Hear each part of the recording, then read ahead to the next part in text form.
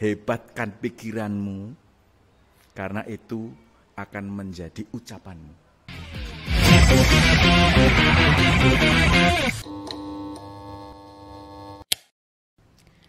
Halo, selamat pagi semuanya. Assalamualaikum warahmatullahi wabarakatuh. Terima kasih sudah mengklik video ini. Ketemu lagi dengan saya, Miss Oktina, di channel SMA Negeri 1 Sentolo Official. Kali ini situasinya agak sedikit berbeda. Jadi kalau teman-teman melihat studio kita dan juga melihat judul dari video ini, mungkin teman-teman sudah tahu bahwa kita sedang berada di sebuah podcast. Dan podcast ini pasti sudah familiar untuk teman-teman semua ya. Dan untuk episode pertama ini sekalian saya mau memperkenalkan program baru kita ini yang berjudul GES, atau kepanjangan dari, kependekan dari Galasta Universal Podcast. Galasta, nama beken dari sekolah kita SMA Negeri 1 Sentolo, dan Universal kita ambil nama itu dengan harapan podcast kita bisa meluas dan lebih maju lagi ke depannya. Ya, program baru kita ini nantinya akan menjadi program unggulan. Jadi untuk teman-teman yang mungkin belum subscribe channel kita, bisa segera subscribe dan juga nyalakan tombol notifikasi supaya tidak ketinggalan video-video terbaru dari kita nanti. Dan juga jangan lupa untuk like dan juga tambahkan komentar untuk memberi masukan ke channel kita. Juga bisa men-share video ini untuk teman-teman yang belum menyaksikan. Nah, langsung saja untuk episode pertama ini kita kedatangan tamu yang sangat istimewa. Selamat pagi Pak Rudi. Selamat pagi Bu. Ya. Jadi sebuah kehormatan besar untuk kita bisa berbicara langsung, mendapat kesempatan untuk ngobrol dengan Pak Rudi. Beliau ini adalah Kepala Balai Pendidikan Menengah Kabupaten Kulon Progo, Bapak Rudi Prakanto SPD Master of Engineering. Siap. Mohon maaf tadi menunggu prolognya agak lama ya Pak, karena ini episode pertama, jadi kita perlu banyak memperkenalkan dulu. Jadi ini nanti kita ngobrol santai saja nggih Pak, karena kita ada di podcast, jadi bukan wawancara kerja nggih Pak. Saya juga ingin menghilangkan nervous saya karena berhadapan langsung dengan Pak Rudi. Jadi langsung saja untuk pertanyaan pertama ini, sebelum lebih jauh kita ingin mengenal profil Pak Rudi dulu, karena memang kiprah Pak Rudi ini sudah banyak dikenal dan juga terkenal menginspirasi, sangat menginspirasi perjalanan karirnya. Katanya dulu sempat mengajar di daerah pelosok di Gunung Kidul sebelum sampai ke profesi yang sekarang. Jadi mungkin Pak Rudi bisa sedikit menjelaskan untuk jadi motivasi kepada kita semua. Pak. Ya, terima kasih. Perkenalkan, saya Rudi Prakanto. Dulu lahir di Gombong, Kebumen, kurang lebih 50 tahun yang lalu. Kemudian SD, SMP, SMA di Gombong, dan akhirnya terdampar di Yogyakarta, kuliah di UNY. Cita-cita yang kedua, cita-cita yang pertama pengen UGM, kedokteran, tapi cita-cita itu tidak tersampaikan, dan akhirnya di UNY jurusan biologi.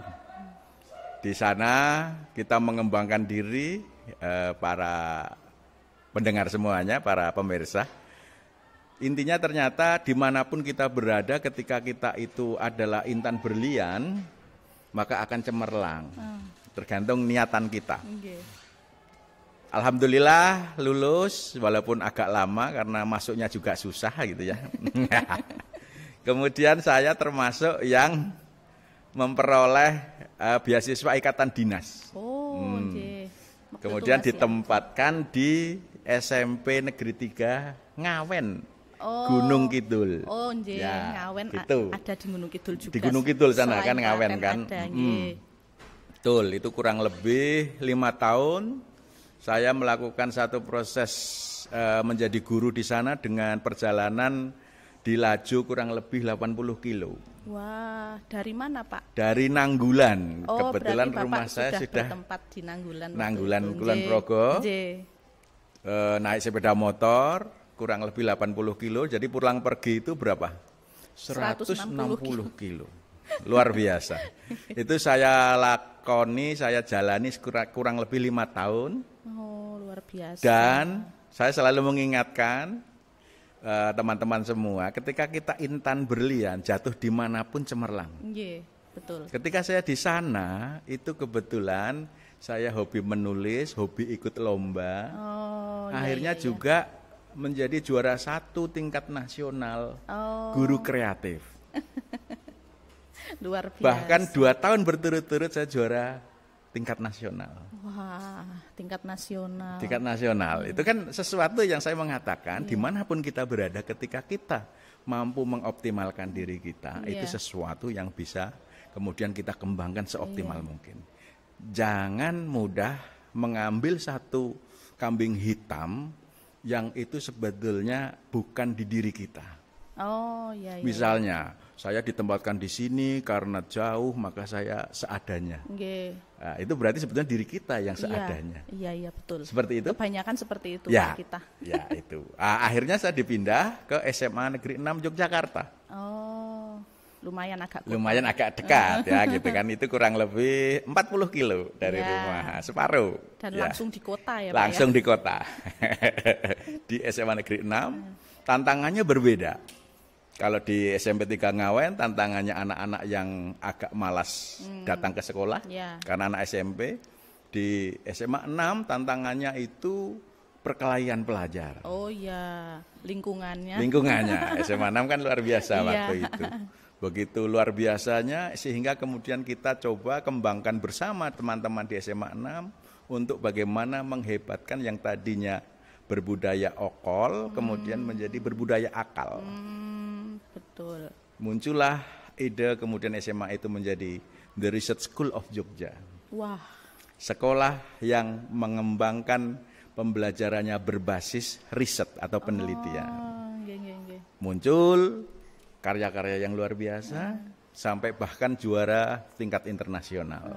Akhirnya berlahan-lahan kemudian tidak terjadi lagi perkelahian di SMA 6. Nah, kemudian saya diberi amanah menjadi kepala SMA Negeri 1 Yogyakarta. Sempat di kepala sekolah Negeri 1 SMA Negeri 1 Yogyakarta. Bukan Sentolo. Saya cita-citanya sebetulnya kepingin di Sentolo. Ini template Pak, kalau saya bilang SMA Negeri 1 langsung Sentolo. Iya. Ya, di SMA Negeri 1 Yogyakarta itu sejak November 2013.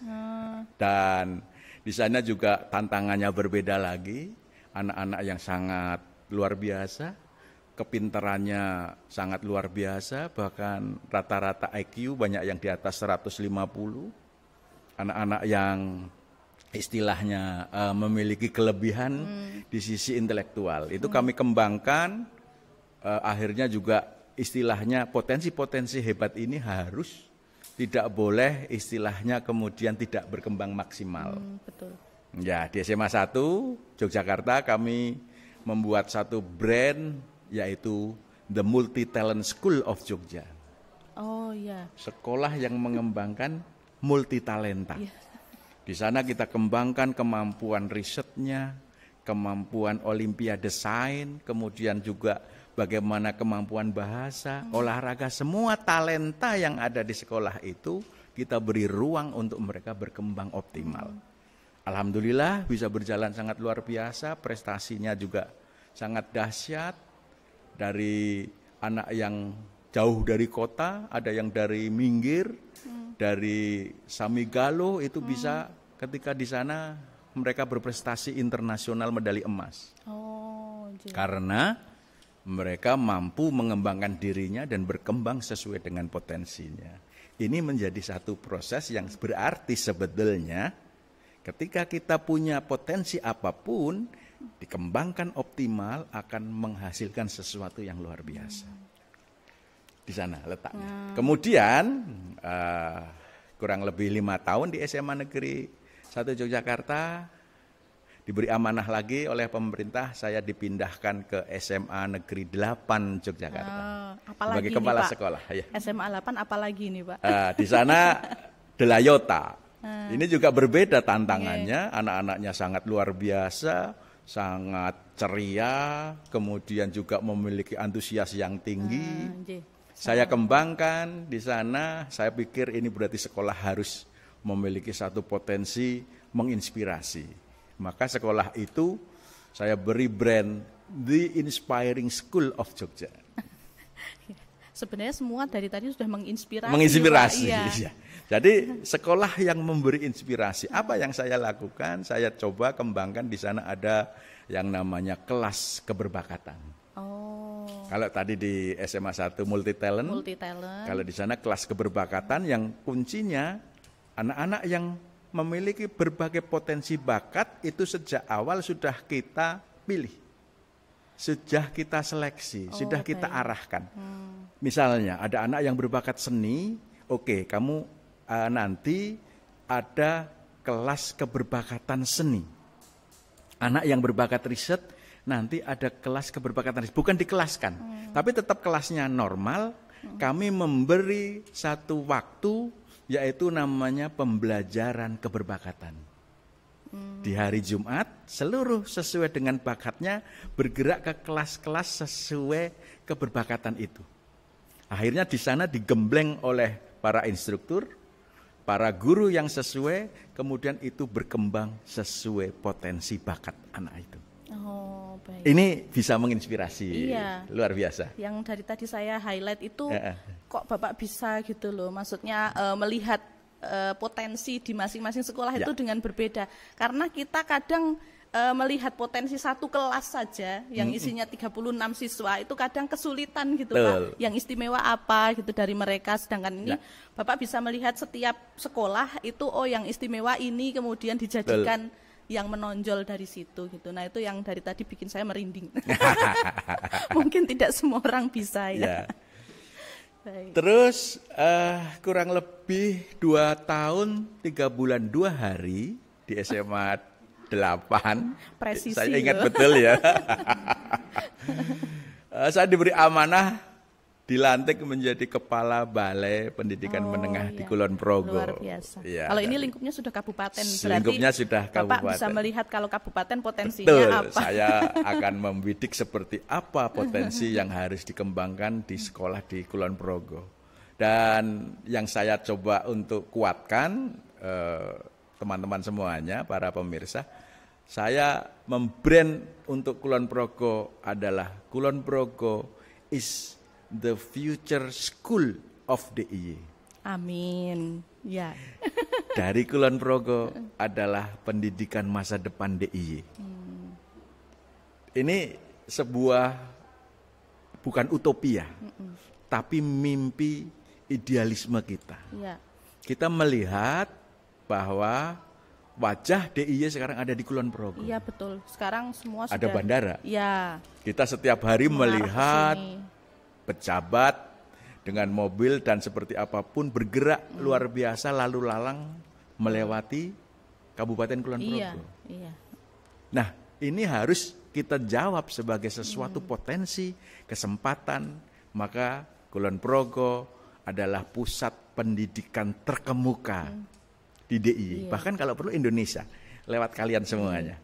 Gitu Bu, gimana? Jadi bukan hanya tagline saja, tapi memang sudah mengarah ke sana ya Pak ya? Itu terjadi. Ya, betul. Di seluruh potensi bidang apapun. Dan itu ada di diri para siswa.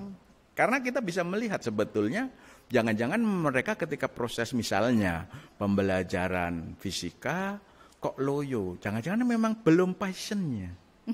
Betul. Pelajaran bahasa Inggris, kok tidak bisa omong, memang belum bakat di kebahasaan.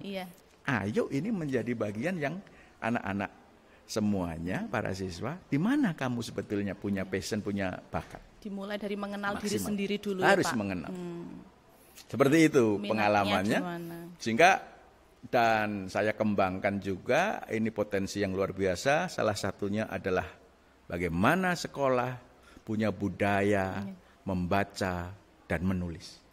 Literasi. Ya, ini sangat penting. Betul. Karena kalau tidak bisa membaca dan menulis, ini menjadi sebetulnya kalian semuanya sudah diajarkan calistung.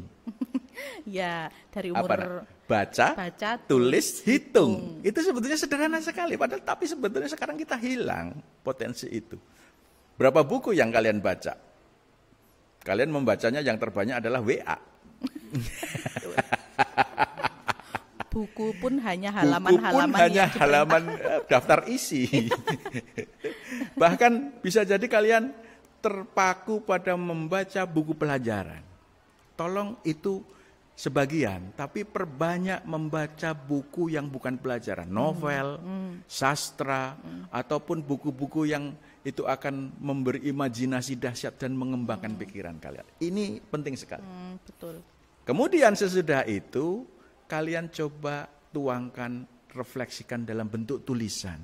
Apapun yang kalian rasakan, apapun yang kalian pernah alami, tulis berapapun huruf atau kata yang bisa kalian lakukan. Simpan itu sebagai karya kalian. Jangan katakan bahwa, wah Pak tulisan saya jelek. Karena kalian membaca saat itu. Betul. Tapi kalau nanti kemudian sesudah 2-3 hari baca, kok bagus ya, lanjutkan. Kemudian akan muncul karya-karya kalian. Ini yang namanya kalian sedang bekerja dalam keabadian. Betul. Karena kalau tanpa tulisan, ketika kalian nanti sudah tidak ada di dunia ini, hilang jejak kita. Iya nggak Bu? Oke, ini tips berarti ya untuk teman-teman semua. Jadi sebenarnya tulis itu maksudnya bukan hanya menulis, tapi mungkin bisa seperti membuat caption di sosmed tapi panjang gitu ya Pak. Betul, dan itu bermakna. Ya ada maknanya, menuangkan Betul, apa yang sedang menginspirasi. terjadi. Betul, menginspirasi. Jadi jangan sesuatu yang bahkan kemudian menimbulkan kontroversi. Ya betul. Syukur-syukur itu ada sisi saintifiknya. Luar biasa. Ada sisi humanismenya. Ya, seperti itu. Jadi tidak harus yang sifatnya karya tulis, yang tidak formal, yang kelihatan berat-berat gitu ya. Contoh dimulai dari nol. Contoh sederhana, kalian melihat misalnya ada penjual geblek pinggir jalan yang sedang goreng, sudah sepuh. Itu kalian bidik sebagai feature. Kemudian itu sebagai satu proses tulisan humanisme. Tuangkan dalam sebuah tulisan, posting di sosial media. Maka ini semboyannya begini, para pemirsa sekalian. Hebatkan pikiranmu, karena itu akan menjadi ucapanmu. Wah bisa jadi tagline kita itu. Hebatkan ucapanmu, karena itu akan menjadi tindakanmu. Oh ya, ini dicatat. Ini harus hebat. Hebatkan tindakanmu, karena itu akan menjadi karaktermu. Betul, ya kan? Betul. Hebatkan karaktermu, karena itu akan menghebatkan takdirmu. Betul. Sangat bikin kita jadi punya pandangan lain ya terhadap struggle-nya hidup. Betul. Silahkan kalau kalian punya pikiran yang hebat. Karena itu akan muncul menjadi ucapan pun akan ucapan yang hebat. Ketika sudah menjadi ucapan yang hebat, akan menjadi tindakan perilaku yang hebat. Ketika itu kalian lakukan terus perilaku hebat, itu akan menjadi karakter kalian yang hebat. Dan akan jadi budaya. Dan menjadi budaya itu mengubah takdirmu. Iya, betul. Bagaimana Soekarno, ya kan, dengan pikirannya yang luar biasa, muncul menjadi ucapan yang dahsyat, menyatukan seluruh Indonesia. Ini satu contoh proklamator kita. Kemudian menjadi tindakan yang luar biasa, akhirnya itu menjadikan beliau adalah peletak dasar kebangsaan Indonesia. Ini satu contoh sederhana. Iya, betul. Kadang-kadang tapi kita berpikirnya kalian terlalu sederhana, muncul menjadi ucapan yang sederhana dan tindakan yang sederhana. Apalagi kalau sudah ngelokro duluan ya Pak, sudah terlalu banyak sambat. Betul. Seperti itu, ini pengalaman yang ada di diri saya. Mudah-mudahan memberi satu pemikiran yang bagus, pemikiran yang luar biasa, dan itu bisa diambil hikmahnya oleh para pemirsa semuanya. Dan mudah-mudahan istilahnya jangan mudah putus asa, karena masa depan kita semuanya ada di tangan kita. Wah, ini benar-benar bisa jadi tagline kita, karena kebetulan guys memang belum punya Belum tagline, boleh. Pak. Banyak sekali tadi sebenarnya kalimat-kalimat quote yang bisa kita ambil ya dari Pak Rudi ya. Dan lagi kita bisa tinggal ambil salah satu. Satu pertanyaan terakhir Pak, untuk masukan terhadap progres IT di SMA Negeri 1 Sentolo, kira-kira menurut Bapak seperti apa, atau mungkin ada masukan apa? untuk kami. Ya, saya melihat perkembangan Galasta SMA Negeri 1 Sentolo sangat luar biasa. Istilahnya progresnya jelas. Nah, ini sesuatu yang sifat harus segala sesuatunya diprogramkan. Ketika program perencanaan itu potensi untuk dikembangkannya juga kuat, maka berarti perencanaan dan program yang dijalankan bagus. Sehingga kemudian lakukan skala prioritas. Untuk IT di SMA Negeri 1 Sentolo saya katakan, saya bahkan sudah menantang sekolahan ini, SMA Negeri 1 Sentolo harus menjadi SMA IT-nya di Kulon Progo. Oh, itu yang Bapak lihat potensi dari kami ya, Betul. Pak? Oke, kami baik. melihat itu. Dan di kalian semuanya, para siswa pun harus potensial ada di sana. Dahsyatkan itu dengan satu proses IT yang luar biasa, dengan satu proses kemampuan digitalisasi yang hebat, tapi hati-hati karena di sana pun jarimu adalah harimaumu. Iya, betul. Itu yang sekarang riskan sekali. Sangat riskan. Karena begitu terpeleset menjadi itu sesuatu yang sifatnya kemudian berkonsekuensi hukum, runtuh sekolah ini. Iya. Pesan saya, para siswa semuanya, siswa SMA Negeri 1 Sentolo, kalian adalah marketingnya sekolah kalian. Di pundak kalian, nama baik sekolah kalian selalu kalian bawa. Sehingga itu harus kalian jaga. Karena kalau tidak, nama baik sekolah yang tercinta ini bisa jadi hanya kalian weng. Ya, kelihatan sederhana kan? Tapi itu menjadi persoalan yang kemudian menimbulkan keburukan dalam nama baik sekolah kita. Ini jangan sampai terjadi. Ya, mudah-mudahan nanti kita semua bisa lebih think twice ya dalam bertindak di segala lini. Jadi tidak hanya di dalam sekolah tapi juga di luar sekolah. Persis. Ya Pak. Karena selama kita masih jadi siswa, kalian masih jadi siswa berarti ya membawa nama baik itu selama 24 jam, 7 hari. Jadi itu yang harus selalu ditekankan. Bahkan sesudah menjadi alumni, nama masih baik ada label masih di situ. Itulah. Karena alma mater kalian adalah ibu kalian. Yang melahirkan kalian, alumni-alumni yang dahsyat dari SMA Negeri 1 Sentolo, alma mater ini ibu kalian. Ibu. Wah. Harus dikawal itu. Berarti karena kalian besar, kemudian dihebatkan oleh sekolah ini para alumni juga, para siswa juga, sehingga kemudian juga kalian akan kembali ke sekolah ini untuk menghebatkan sekolah kalian tercinta, alma mater tercinta. Itu namanya berarti kalian memberi makna yang dahsyat terhadap hidup kalian semuanya. Amin. Demikian? Oke, terakhir Pak, ini terakhir sekali. Kalau tadi sudah bilang terakhir, ini terakhir lagi. Terus. Jadi, sekalian karena momentumnya pas, jadi kami mohon Pak Rudi untuk bisa meresmikan, karena ini episode pertama guest, jadi meresmikan launching guest ini sebagai salah satu program unggulan di channel YouTube sekolah kami. Oke, saya izin pembawa acara ini dengan Bu Oktina. Oktina, saya belum mengenalkan ya, Oktina, ya. Lahir di bulan Oktober pasti. Dengan seizin Bu Oktina, dengan mengucap Bismillahirrahmanirrahim, guys di SMA Negeri 1 Sentolo, Galasta Universal Podcast secara resmi menjadi program unggulan dan saya buka dengan kebanggaan yang luar biasa. Amin. Terima kasih. Terima kasih Pak, amin. Semoga menjadi doa juga untuk kita semua. Baik Pak Rudi, kalau ini beneran kita sudah harus closing karena tidak terasa waktunya sudah lumayan ya.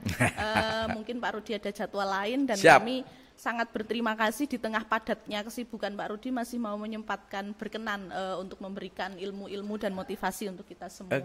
Sama-sama. Dan ini benar-benar berharga untuk kami dan juga tidak hanya untuk kami yang ada di studio tapi juga untuk yang menyaksikan di rumah. Baik teman-teman semua, karena kita sudah ada di akhir acara, saya sebagai pembawa acara untuk hari ini, Oktina Utami, mohon maaf jika ada kekurangan dan kesalahan dalam tayangan kali ini. Kami pamit dan sampai ketemu di episode berikutnya pada program yang sama, yaitu GES Galasta Universal Podcast. Sampai jumpa. Wassalamualaikum warahmatullahi wabarakatuh.